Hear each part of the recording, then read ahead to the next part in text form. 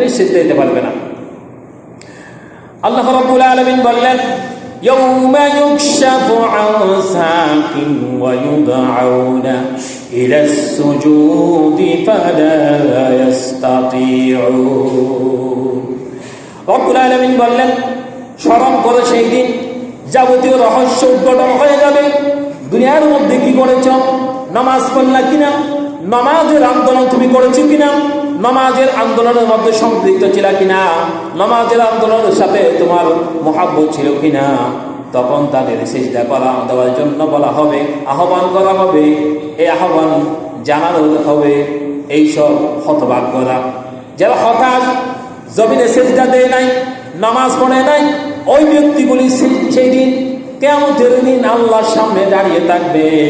নামাজিরা সিজদা দিবে, বেনামাজিরা সোজা হয়ে দাঁড়িয়ে থাকবে। কবর তো আমরা দুনিয়ার মধ্যে নামাজ পড়লেও বাঁকা হয়, নামাজ না পড়লেও বাঁকা হয়, কিন্তু কিয়ামতের দিন যারা নামাজ পড়বে না তাদের এই কবরটা সোজা হয়ে থাকবে, সিজদা দেওয়ার সুযোগ পাবে। কারণ এই দুনিয়ার মধ্যে হাবিজাবি সমস্ত কিছু করে পার পাওয়া যায়, তা আল্লাহর কাছে এত বড় কোনো মানুষ থাকবে না, যে সাহস থাকবে না যার আল্লাহ অর্ডার দিয়ে দিবে, এই কবর সোজা হয়ে দেখো, যারা জমিনের মধ্যে সিজদা দেয় নাই, নামাজ পড়ে নাই, রুকু করে নাই, আমাকে মানে নাই। শরীর কি আমার কথা মানে নাকি আল্লাহর কথা মানে? শরীর কি আমার হুকুম মানে নাকি আল্লাহর হুকুম মানে? আল্লাহর হুকুম মানে। সেদিন কি আমার হুকুম মানবে? এখন তো আমার হুকুম মানে। এই শরীর, তুমি আমি এদিকে তোমাকে নিতে চাই, যাও, যাবে, কিন্তু সেই দিন যাওয়ার কোনো সুযোগ থাকবে না। আল্লাহর হুকুমে চলবে যেদিন, সেদিন আমাদেরকে এখন যদি আমরা নামাজ পড়ি তাহলে সেই দিন আমরা সফলতা অর্জন করতে পারি। অন্য একটি আয়াতের মধ্যে আল্লাহ সুবহানাহু ওয়া তাআলা বললেন, ওয়াকাদ কানু ইউদআউনা ইলাস সুজুদি ওয়া হুম সালিমুন। এইসব লোককে নামাজের জন্য দৈনিক আল্লাহ সুবহানাহু ওয়া তাআলা 5 বার ডাকেন, একবার দুইবার নয়, ডাকেন, বান্দা আসো, নামাজ পড়ো, রুকু করো, সিজদা করো, আল্লাহর সাথে কথা বলো, আল্লাহর সাথে মেরাজ করো। তোমাদের প্রভৃতির মেরাজ হয়েছে আরশ আজিমে, আর তোমাদের নামাজ, তোমাদের মেরাজ হয়ে যাবে তোমাদের মসজিদে বসে বসে। সুবহানাল্লাহ।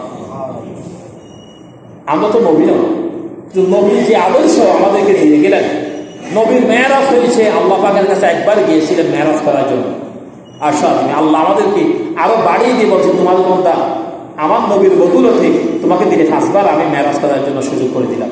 সুবহানাল্লাহ। তো যেখানে আল্লাহর সাথে সাক্ষাৎ হয়, মেরাজ হয়, এত বড় নিয়ামত পাওয়ার পরে যে আমরা এটার প্রতি এত অনীহা আসতেছি না,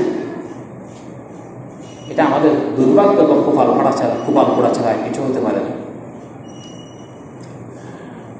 আল্লাহ রাব্বুল আলামিন বেনামাজিদেরকে যখন জাহান্নামে দিবেন, ওই বেনামাজিরা তোমরা জাহান্নামে চলে যাও, ফাঁক হয়ে যাও, বাক হয়ে যাও, পৃথক হয়ে যায়, আলাদা হয়ে যাও।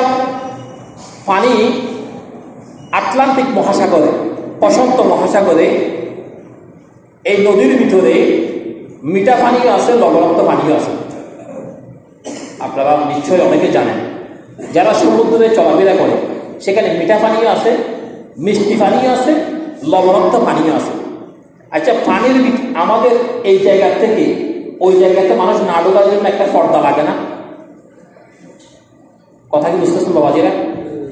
মানুষের এই এদিক থেকে ওইদিকে যাওয়ার জন্য, কোনো কিছু না হওয়ার জন্য, না লাগার জন্য একটা পার্টিশন প্রয়োজন হয়, একটা পর্দা প্রয়োজন হয়।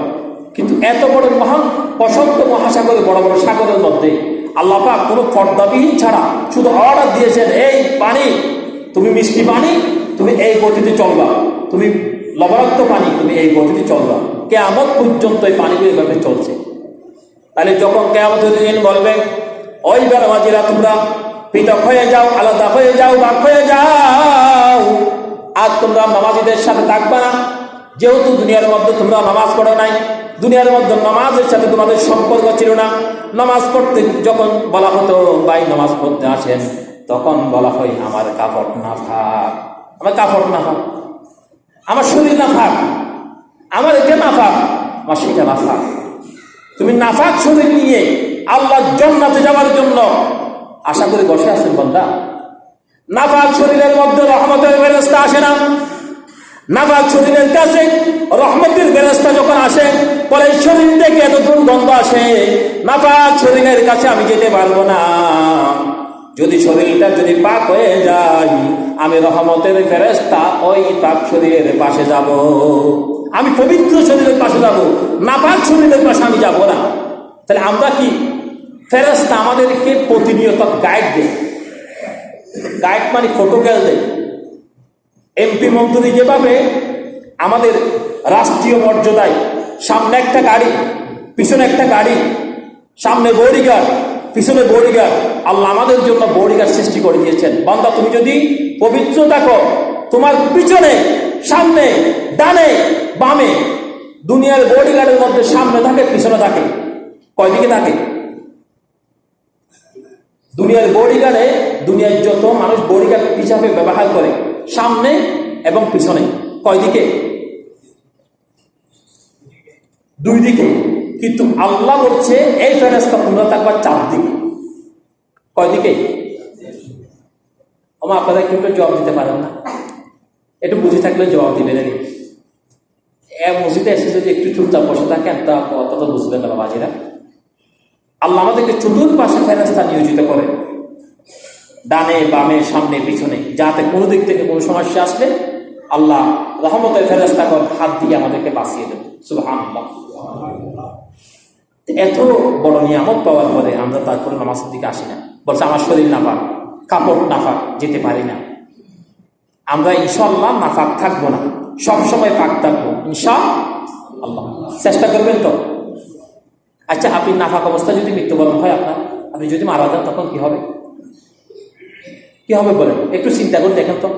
আমারটা বাদ দেন, আপনি নিজে চিন্তা করে দেখেন, আমি এখন নাফাক, আমার শরীর পাক না, আমি অপবিত্র। এখন যদি আমি মারা যাই, আমার কাছে কি জান্নাত হবে নাকি জাহান্নাম হবে? আমার কোন হালতে হবে? আমি কোথায় যাব? এটা একবার চিন্তা করে দেখেন না। আপনি চিন্তা করলে তো হয়ে যায়।